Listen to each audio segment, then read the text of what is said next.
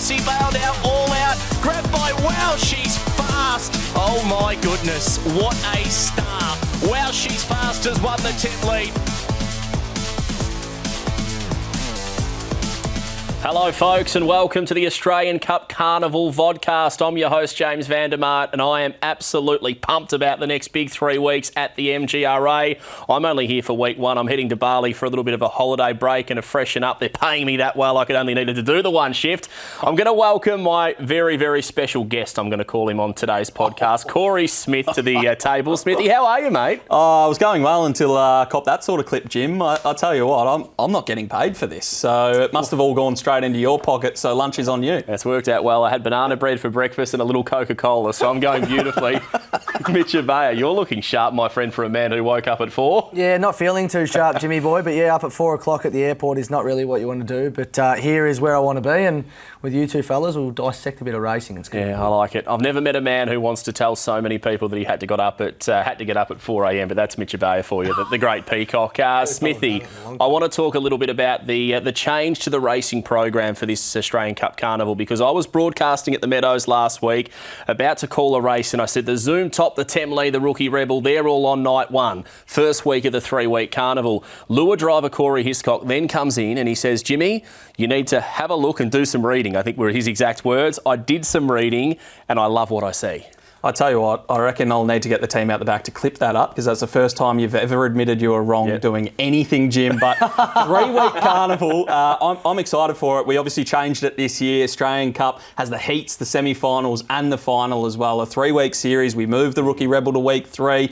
Basically just to give participants an opportunity to win more prize money, to have a crack at more races. And we think it flows a little bit better as well. And obviously being exempt, being in the Temlee straight into the semi-finals is a nice little carrot, competing for some prize money week 1, and then you move to week 2 and you get a little bit of a leg up on the opposition. Yeah, I love it. I love the idea, and I love the fact that if you're a punter, not necessarily a racing purist, but a punter, Mitchie, and you see a greyhound like Transponder go around in the Temlee, big chance he goes on to win a semi-final of the Oz Cup or qualify for the Australian Cup, and you get to see the superstars 3 weeks in a row. So they're going to become so familiar, almost household names to the punters. Yeah, I think that's fantastic. Great move from the team down there at the Meadows, but yeah, we all want to see all the great greyhounds go around. There's no doubt about it. The more we see them racing at the quality tracks, city tracks, the more excited we get. So as you said, not just punters, enthusiasts as well, or the other way around. But super keen to see 3 weeks stint of these greyhounds. Yeah, massive 3 weeks ahead, and massive podcast to kick off as well. First of 3 weeks of this particular edition of the podcast. We will have the live box draws as well for the Temlee and the Zoom Top done here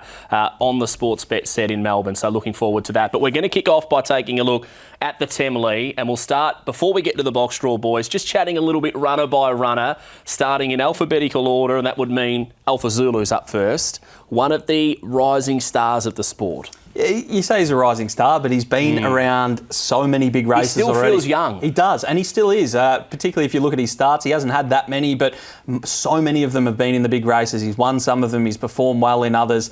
He is an absolute star on the rise, and the box draw probably doesn't matter too much for him. It's probably all about the dogs drawn around him. Yeah, he's only 2.5 years old, so he's still a little... Still young. Yeah, he's still young. He's an absolute flying machine. If he gets it his own way, he's not unbeatable, but he's pretty hard to run down. Speaking of a greyhound that could be unbeatable if he gets everything right, Big Energy's the second greyhound we're taking a look at. And I feel like when we saw him through that Melbourne Cup Carnival, if he drew inside, he was just a different dog. Yeah, he is. He's obviously a very fast animal. He's probably, he's the only dog that's broken 29 seconds in this field at Sandown. He has to come to the Meadows where he has run fast times previously as well. He's had a bit of a let up after a really busy back end of the year, but he's an incredibly fast dog.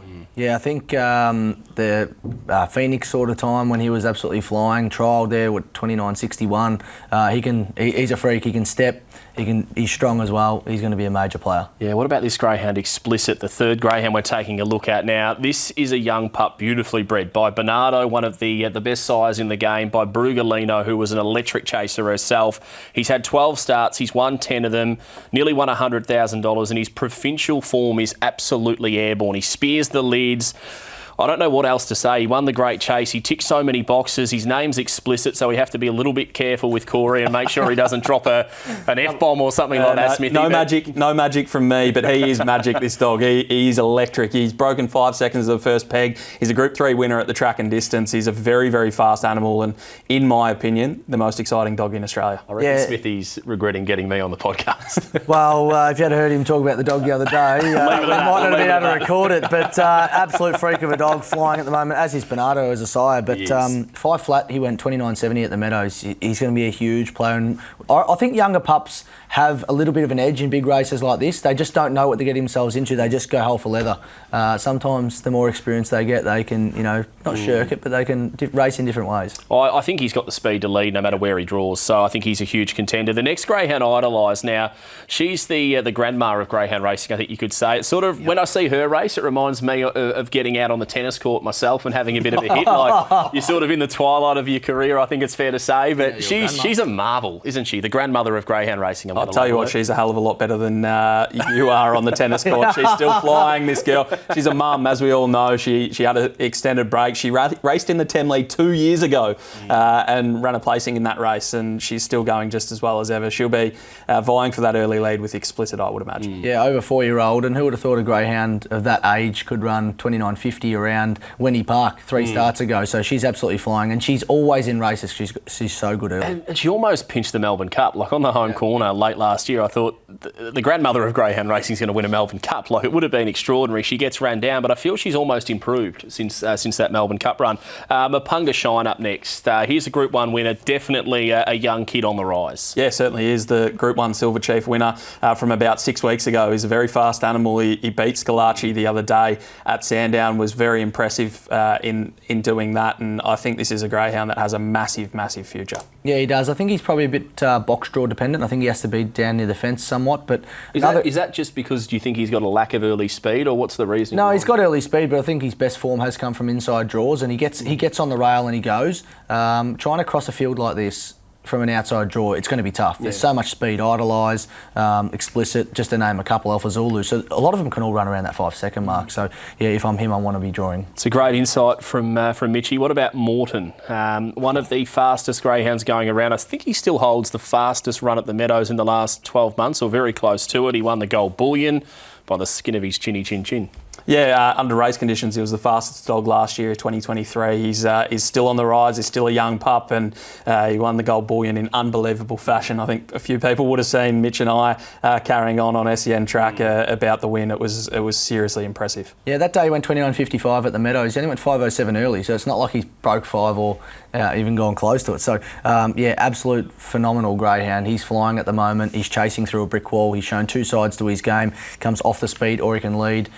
Major player, and yeah, what a career he's had so far. Do you think he's only coming from off the speed because of the awkward draws he's been receiving, and maybe if he draws 1, 2 or 3 could actually go out and run a 5.02 or something like that and almost lead? Yeah, his box draws have been pretty similar to some of your greyhounds, Jimmy boy. Mine have been drawing all right. Yeah. We've got the GRV stewards here, so I'm happy.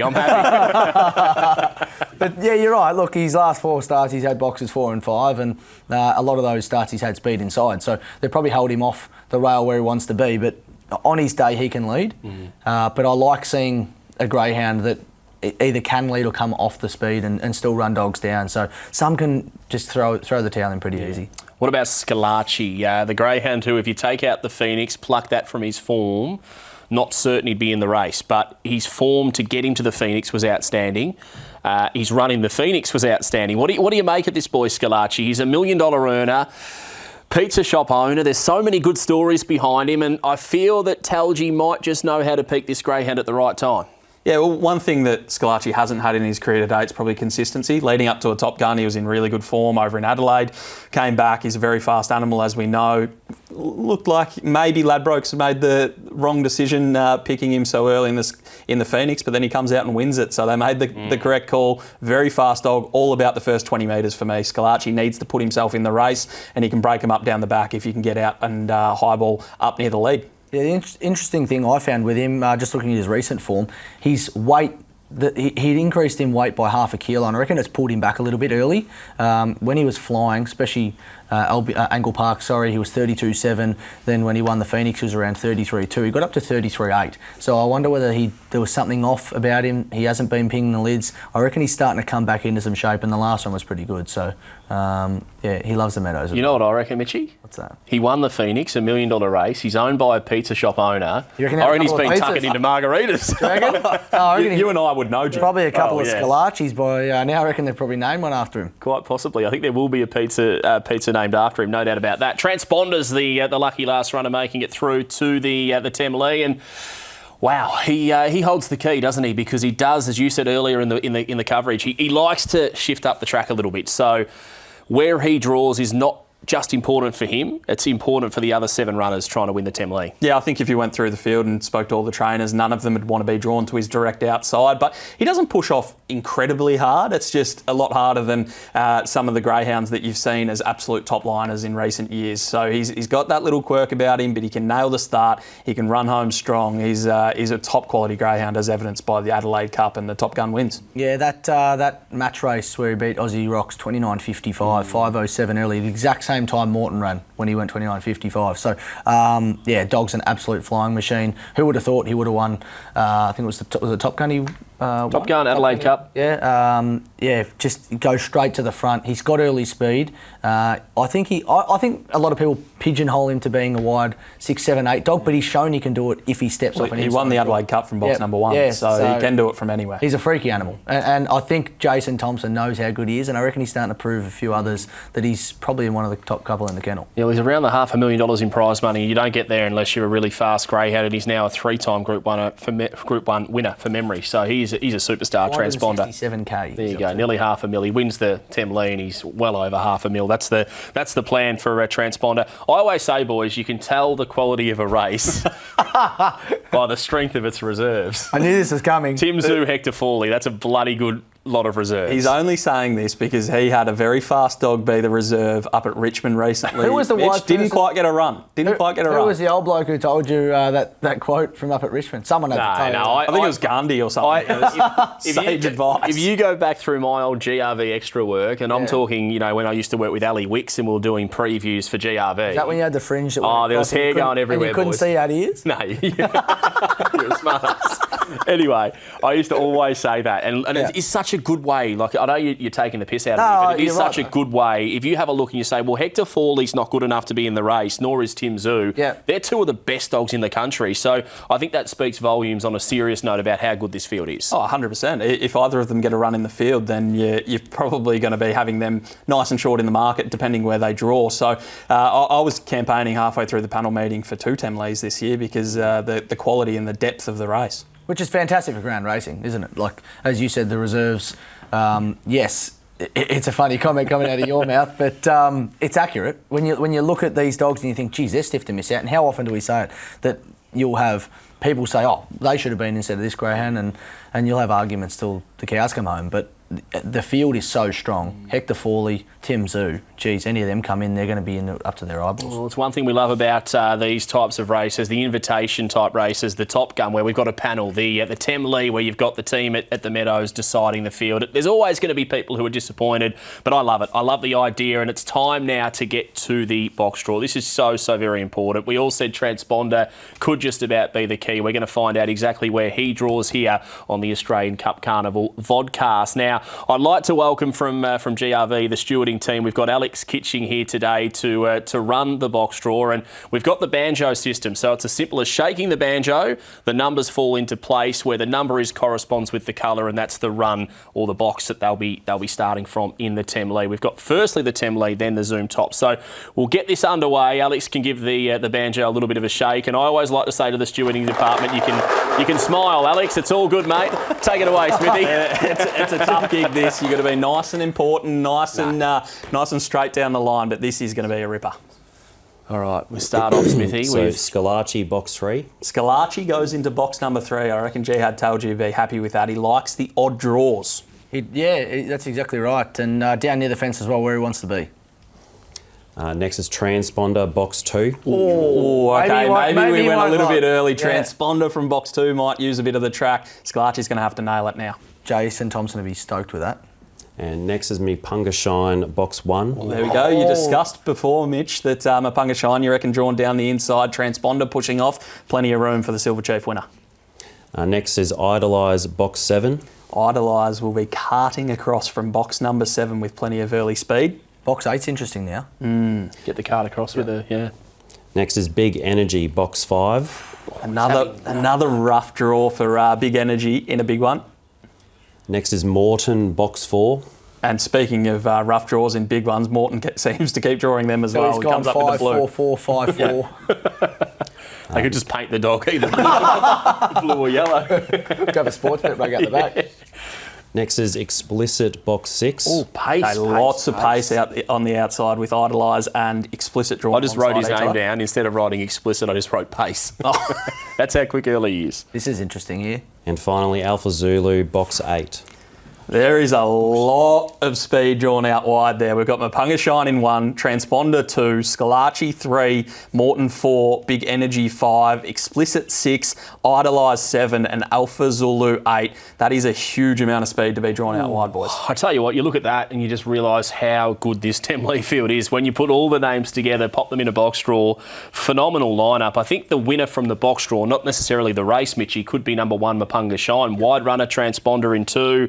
The real pace runners have drawn out deep, Idolise, Explicit, Alpha Zulu. So, tell you what, Mapunga Shine may well have been a roughie coming into this box draw. I think he's one of the key contenders now. Yeah, 5:07, 29.80. I think he went at the Meadows off box 1 last time out. So he's a very fast dog. He's probably where I'd want to be drawn, down near the fence. Big races, you want good draws, and just shows that you can overcome them like Morton did up in Queensland, in Albion Park. But yeah, I think he's probably the best drawn. I think Alpha Zulu's pretty well drawn as well. He's had 8 starts off box 8 for 3 wins in a second. So he'll handle the draw well and might get a card across at Idolise. He was a Bendigo Cup winner from the pink too, wasn't he? Alpha Zulu. Well, he's going to have to work hard, but he's definitely a chance. Let's take a look at the full frame draw here, and I'm going to put you under a little bit of pressure. We're not going to give our complete tip right now, Smithy, but does something stand out straight off looking at it? Straight away, you always want to be drawn underneath Transponder, and when that comes up with a cherry as well, that always helps Mapunga Shine. But I love the draw for Transponder here. I know we've spoken plenty about how he's a wide runner, but he might be able to hold them off. Good luck to Explicit, Idolise, even Alpha Zulu, Big Energy as well. These dogs that have all run low 5-second sectionals or even broken it, they're going to have to try and cross Transponder, who will be pushing off the track, who is incredibly strong. I think, for me, he's the early winner from the box draw. It's intriguing stuff. We will be getting to our tips a little bit later on in the show, but let's wind the clock back to last year, because when you're looking at a field like this for the Temlee and you're trying to find out who is going to win the race, that's the key as a punter, trying to find out who can win the race. I think you need speed, I think you need stamina, and I think you need class, and this is exactly what Wow She's Fast was made of. Now, away and racing and jumping well, Kelsey Bale from the inside. Fernando Mick went out hard. He's bursting across, and then he fit some trouble at the first corner, and Kelsey Bale went through to lead. Raced out by 3 lengths to Wow She's Fast, and then to third, Amron Boy. They're followed by Fernando Mick recovering from She's a Pearl. A long break then to McInerney, Baby JC and Mobile Legend, but Kelsey Bale high rolling, led by 3 lengths to Wow She's Fast and Amron Boy. Kelsey Bale now all out, grabbed by Wow She's Fast. Oh my goodness, what a There we go, what a star. You could almost tell that I was sitting there in the broadcast box like, this is unbelievable what this dog can do. Wow, she's fast. And it was an unbelievable field as well. One of the best fields I've ever seen, to be quite honest with you. You saw Amron Boy storming home, Kelsey Bale just highballing out in front. She's a Pearl. $1 Million Chase winner McInerney was in the race. Baby JC, who's won 500,000. Like, it was a phenomenal Temlee last year, and it was a phenomenal win. And what about Amron Boy? Like, how many times was he unlucky in the run of the race? Kelsey Bale folded up a little bit late. She'd often get tired when she'd lead, and then she'd storm home at the end. What did you make of those two last year? Yeah, Kelsey Bale was interesting. Firstly, leading probably by 5-6 lengths down the back. Looked home. Absolutely looked like had the race shot to bits, and then to fold up and get beaten. Yes, 2 absolute superstars of the sport. Wow, she's fast. Amron Boy charging home over the top. But look, Amron Boy, probably one of the fastest dogs we've seen, but when it comes to a race, just didn't have that early brilliance. I think through his middle sections, he was phenomenal. If something held him up, he'd almost run through him. Yeah. And we saw that run there. He was huge. But had a little knack of running into a greyhound called Wow She's Fast, who just pipped him a couple of times and made life pretty tough for him. But phenomenal race. That was a cracking field. I think somebody once said the hay list to Black Caviar was Amaron Boy. Hey boys, before we get to the Zoom top, I just want to ask you a question. As a member of the MGRA, I've been to Flemington and I walk through the gates. Beautiful facility. Wander through the grass and there's a massive statue of one of the all-time great trainers, Bart Cummings. When is the Meadows getting a statue of Wow She's Fast? I mean, what she did at the Meadows, they could almost rename the joint, the Wow She's Fast venue. I reckon Sportsbet might have to do that, given the fact that they won a couple of Phoenixes with there, and there was a little bit of cashish that entered the tins here at Sportsbet. I reckon if they wanted to do it, I reckon we'd be comfortable with it. He's a wonderful delegator around there, Corey Smith. Look at him, he's like, no, we'll leave that to them. I don't want another job to do. Well, he's paying me a fair bit, so it's fair enough. Let's get to the Zoom top, going through runner by runner and then the all-important box draw. That's probably not as important as the Temlee. With stayers, they get back, they find their position and they storm home when it matters. Starting with Big Susie for Jimmy Shaw, one of the great former Kiwis, I like to call them, and a lot of people get into me and say they're not former Kiwis. Once a Kiwi, always a Kiwi, but he made the move from New Zealand to train in Australia. Gutsy decision, and he now finds himself with Big Susie in the Zoom top, which I think is a real credit to him as a trainer. Yeah, for sure. She's a genuine stayer, Big Susie. While she doesn't have the class or the resumes of some of the other greyhounds that we're about to talk about, she's honest. She'll put herself in the race and she'll be running a big one, I think. Yeah, 41.83 at Sandown Park. We know she can run time. The Albion Park form recently was good. I thought the first run up there was really good. Second run was massive and then had no luck in the final. So is a greyhound that probably goes close to leading this field. I don't think there's too much speed in the race that can hold her out. And if she gets to the front, it could be a really interesting race because she's gone 34.50 over the 600 there. We know she can run the 700 out strong. I think she's a genuine improver. She keeps improving run by run. Next one is Lena Jinx, interesting runner from South Australia. Now, she's nearly 3 years of age, only had 13 starts for about 6 wins. She's the daughter of Luna Jinx. You'll probably remember her, an absolute superstar stayer. She won over $250,000, 29. Yes, she was, by Valo's set back in the day. Won over $250,000, 29 wins from 85 starts. And she came over to Victoria and had a crack. Now, we're seeing Lena Jinx come to Victoria. Her form in South Australia is phenomenal. She just beats up on them for consummate ease. She's that good. She trialled super at the Meadows. Yeah, absolutely she super. And she stays all day. Exactly right. That's the perfect point. Is she's not quick early. She's going to get back in the field. She's full of X factor though. She's going to run time. She's going to be running home in sizzling sectionals. It's just whether she can land in front of some of these other really classy greyhounds, given the massive rise in class that she's facing here. Yeah, and she reminds me a little bit of me on the tennis court. This dog, Lena Jinx, because she may not hit winners in the first set, but you just continue to get to everything and you wear the opposition down.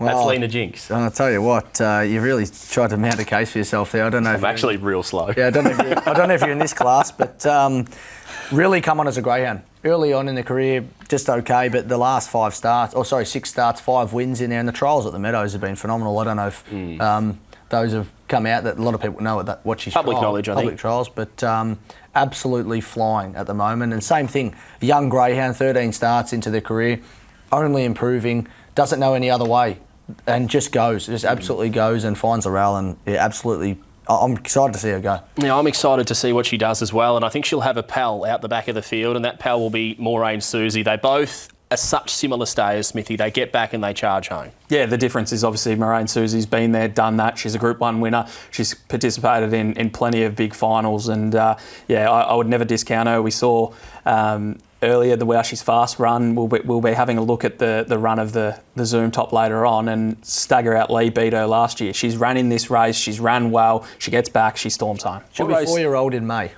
Will she? Yep. And she's still going. Yep. The stayers can do it for some reason though. Tap was the other one who's about 65 years old and still racing well. She's won $341,000 in prize money. How much did they pay for her?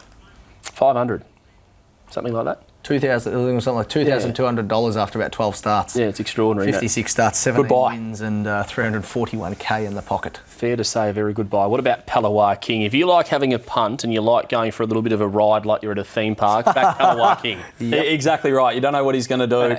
He's bombed it and come over the top of them to win in Group 1s before. He's 3-time Group 1 winner. He's an absolute star, as is his trainer, Jack Smith, who knows how to travel him down here and knows how to win a big race. Yeah, what did he say to us? after the final at Sandown Park. He said, you don't win the prize money in the heats. That's right. Yeah, he said, as long as you make it through to the finals, they're the ones you want to win, and so he'll have him cherry ripe. There's no doubt about it. He's a high-quality trainer. Pearly Tears, speaking of high-quality trainers, Tim and Rob Britton, two of the great trainers when it comes to training stayers. And the funny thing is, Pearly Tears came down at the same time her kennel mate and litter brother, Like Wildfire, came to Melbourne.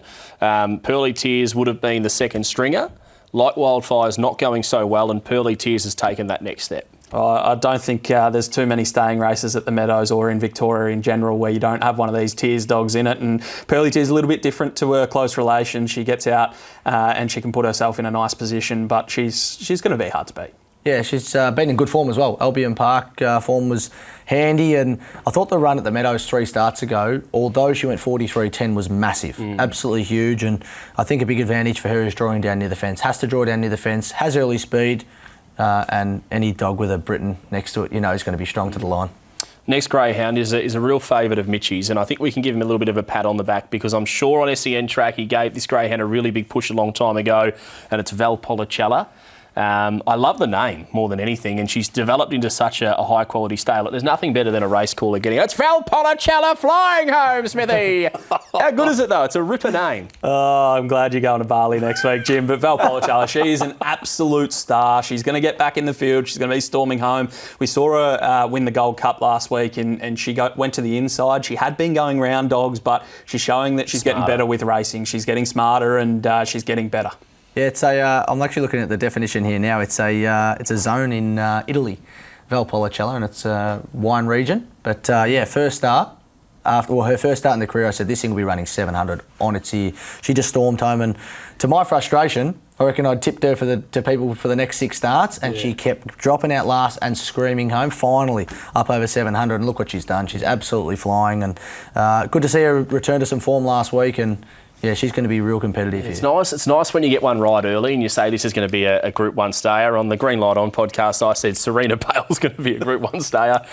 Barely even won a race over 600 metres. Radek Bale, we could keep listening to them if you want to. Smart ass, this bloke. I'll tell you one thing, though. And the listeners at home will agree with me. He's actually got a good stayer, and it kills me to say, can you all class? Yep. Put him in the black book. Make He'll sure be on Saturday night, Jim. Shorten the odds before Smithy gets on. Oh, yeah, can you all class? Very, very good youngster, isn't he? Nearly as good as Will Vanson. I'm surprised he's not in this race, to be honest, especially with you being at the Meadows. Zohar Bale.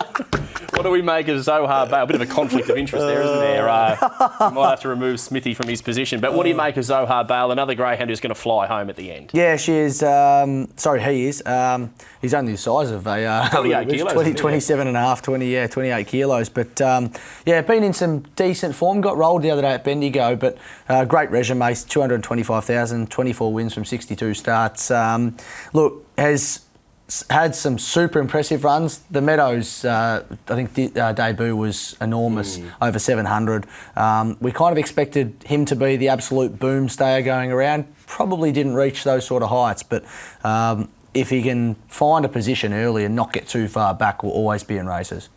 You agree? Yeah, exactly right. There's a lot of dogs in this. We've spoken about Leonard Jinx, Moraine Susie, Palawar King, Valpolicella, and now Zohar Bale. They're going to be back in the field, and I think it's going to be really interesting to see who leads. And maybe the next dog we talk about, Zulu Blast, might be that leader. He might be able to break them up. And one of these dogs, they're going to be vying for the same position back in the field. So normally we talk about dogs that want to be up front and running on from there, but this race is a bit different. There's a lot of dogs that will be vying for that run through the field and showing their race sense. So it might kind of bunch up, and Zulu Blast might get away, Jim. Yeah, look, and last start he was phenomenal, wasn't he? He's got that big loping stride, Zulu Blast, almost Mitchie, a bit like Tornado Tears used to have. And I think you on the tennis court. Hey, don't know about that, mate. I'm more slick, quick. I've never seen the stewards laugh so hard, to be honest. But no, he's a fast dog, isn't he? He's a fast stayer, because I reckon if he didn't have those little issues early days, we probably would have seen more of Zulu Blast over sprint trips, where he had a couple of unlucky runs, and they've probably gone to staying racing a little bit quicker because he needs the confidence. And we saw what he's capable of in his last 2 runs. And you said a moment ago, Zohar Bale at one stage looked like he could be the next boom stayer. Well, this boy could be the next boom stayer. Yeah, this dog would absolutely monster him inside. size, 37 kilos, has really come on in leaps and bounds. 41.48 Sandown, 42.51 at the Meadows. Leads. He's going to be awfully hard to beat if he gets to the front running those sort of times. I don't care who's chasing him. And I think I mentioned this on SEN Track. It might have been to Corey. When was the last time you've seen Jason Thompson with a genuine out? He's got some of the best sprinters you'll ever see. His whole kennel's full of... it's not like we're talking about the Britons here. This is Jason Thompson with a genuine out-and-out stayer. I'm excited to see how this greyhound goes. You make a good point. He has had a couple of good ones over the years, but nowhere near as many as what he gets over the sprint. Well, that's the field. Mrs. Avenger and Al's Entity, the two reserves. So we'll get straight into the box draw. The stewards are here again. They haven't gone anywhere, in fact, and they're going to wind this banjo right up, and Smithy's going to take the box draw away. It's my absolute favourite, Jim, the banjo. I know, it's weird how you seem to enjoy the banjo so much. Try and explain the banjo, though. It doesn't make much sense. No, well... See why we've ended up a single man for so long. Just make sure you're talking about, this one over there on the table. Zulu Blast, box 6. Zulu Blast. It's going to make it difficult to lead from box number 6, but maybe still can. I threw my pen at you before, Smithy, and now I need it. Has done so, has led off boxes 5 and 8 the last two starts. So. Yeah. There's a lot of get-back dogs too, which will help him. Zohar Bale, box 8. Gee, that I suppose it doesn't really matter too much, Zohar Bale, because he's going to get back in the field and run on, so maybe he can put himself in a position. Next is Valpolicella, box 2. Well, that's your... I reckon that is going to be your favourite, as the Peacock just said. Valpolicella loves getting to the rails. Yep. Next is Lena Jinx, box 5. She's going to be flopping out the back, so maybe maybe it's not a bad position. I don't think it's bad for her. Yeah, I think box draw irrelevant with the real get back run-ons. Next is Marine Susie, box 3. Again, another greyhound that's going to be back in the field running on. Not a huge amount of speed, drawn low at the moment. Next is Big Susie, box 7. Box 7 makes it tough for Big Susie. That's a grim draw, but if she can put herself in a forward position, maybe she can run on as well. Next is Paloa King, box 4. Again, another dog. I keep repeating myself, but another dog where the box draw doesn't matter too much. But if he can get himself nice and forward, he's going to be hard to chase down. I feel like Jack Smith would be more content with 4 than he would with 6, 7 or 8, to be honest. And look who's drawing the red. Pearly Tears, box 1. There we go. Pearly Tears goes into box number 1 for the Britons. He said the Britons know how to train a stayer. They've trained plenty of them over the last few years, and Pearly Tears, I reckon she's going to be punching up on the inside. Valpolicella, though, to me, from box number 2, is just going to get the perfect run. Yeah, and I think the one we might forget about is couple Moraine Susie and Paloa King, both drawn down near the fence where they're going to rattle home. I think that Zulu Blast probably still gets a good clean crack at him. I think he does. Wide. And I think Big Susie can probably go with him. I don't think she can run the time he can, but he may give her the cut across. 1, 6 and 7 to me are probably the speed in the race. The rest of them are going to be kind of punching back and trying to come through the field. But it'll be interesting to see who leads. My initial instinct is you've got slow beginners in 3, 4 and 5 as well as the 8. So they're the 4 drop out. The other 4 half go forward. Valpolicella won't lead, although she did show speed, as we said recently. But I think Pearly Tears will punch up on the rail, could almost lead. Zulu Blast is going to put that pressure on. Big Susie 3 wide. All I'm seeing is Valpolicella just camping right behind that pace. Moraine Susie, Paloa King, Lena Jinx. I think they'll all be behind Valpolicella. If that's the case, I think she's clearly the dog to beat. Yeah, I'm with Valpolicella, I reckon, from the early markets, but we'll have a bit more of a look at it. And once the markets come out, we'll see how short she is. I think we'll start favourite Valpolicella, I would have thought. Well, we shall soon find out. But before we find out about odds, let's talk about last year's winner of the Zoom Top. And I buggered up the call, Smithy. I'm going to put my hand up. I said, stagger out Lee, the winner of the Sandown Cup. Smithy has never let me live that moment down because she actually won the Bold Trees, and it just shows you that anyone can make a mistake, even me. Twice in a show that you're admitting to this, Jim. I don't know what we're paying. You must be paying him big bucks. We must be paying him a lot just to admit he's wrong. Here's the replay without any audio.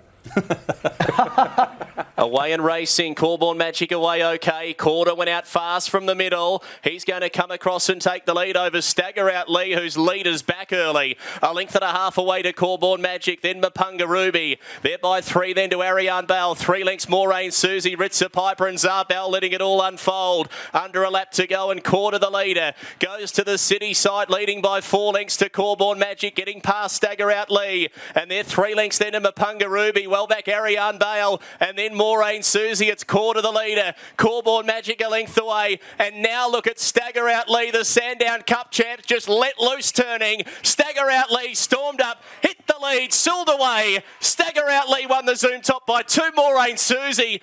And that's exactly what it takes to win a Zoom top. Strength, a bit of power at the end from Stagger Out Lee, and that was her trademark. But it's now time, as we get to our final segment, boys, to pull apart the odds for the Temlee and the Zoom top. And who else than Mitch Ebeyer from Sportsbet to do this? Mitchy, is there some value there, my friend? No, I think there is, Jimmy boy. Let's start. We'll go in box order. Mapunga Shine, $4. Number 2, Transponder, $6.50. Scalacci, number 3, $12. Could be value for some who like the early speed. Number 4, Morton, $7. 5, Big Energy at $5. 6, Explicit is your favourite, $3.50. 7, Idolise, the grandmother of the field at $21. And 8, Alpha Zulu, $10. Now, you said earlier about the strength of a race is guided by the reserves. Here you go, Tim Zoo, number 9, and Hector Fawley, 10, both at $6.50, shorter than the majority of the field. So if you want to have a play in this, Explicit is your favourite, $3.50. Mapunga Shine is second line of betting at $4. My on-top selection. Odds correct at 12:15 Eastern Standard Time on the 6th of Feb 2024 for both of these markets. And chances are you're going to lose. 1-800-858-858 or visit gamblinghelponline.org.au. What about the Zoom top? I reckon there's some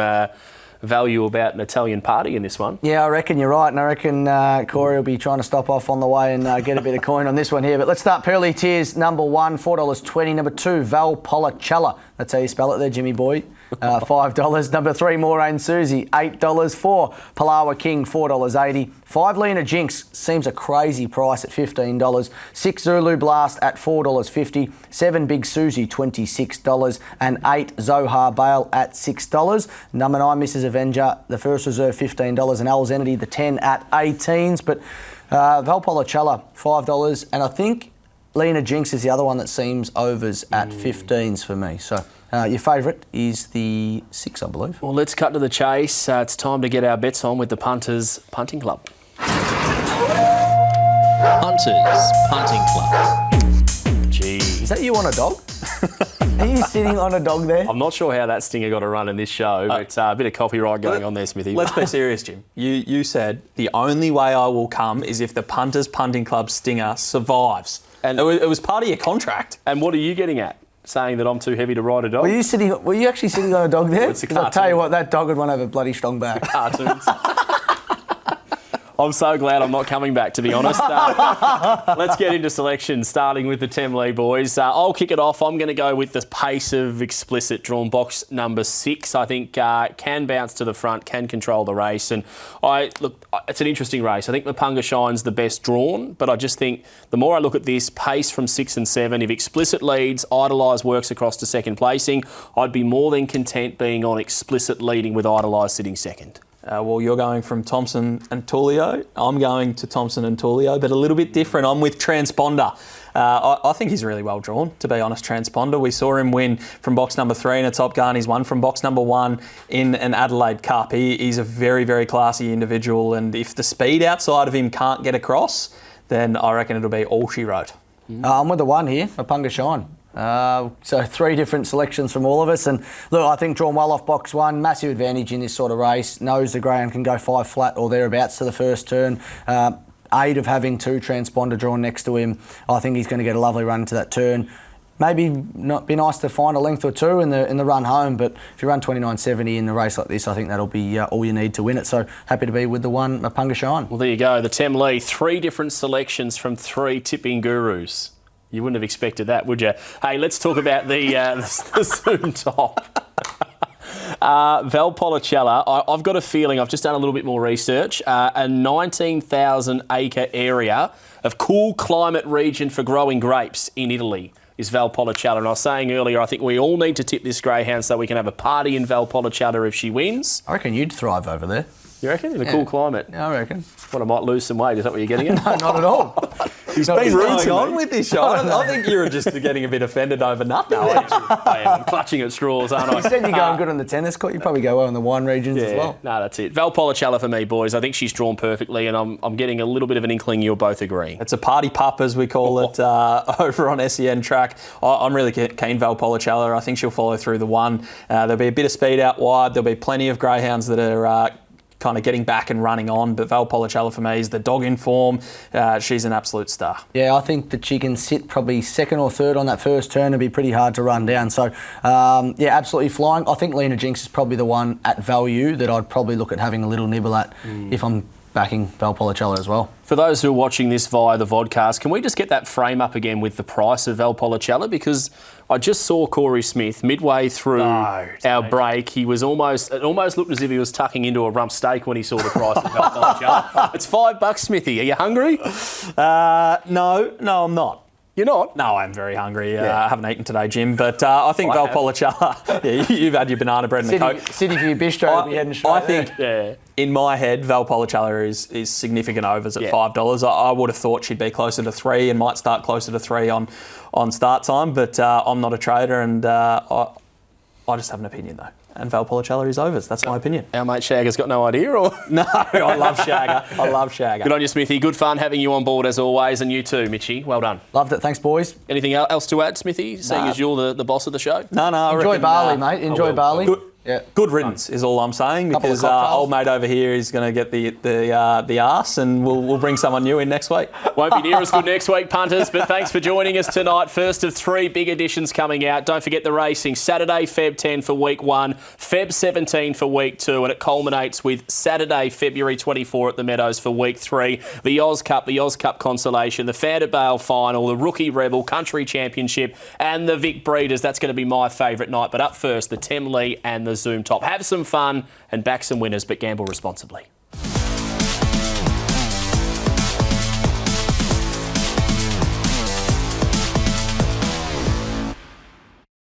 What are you really gambling with? For free and confidential support, call the number on the screen or visit the website.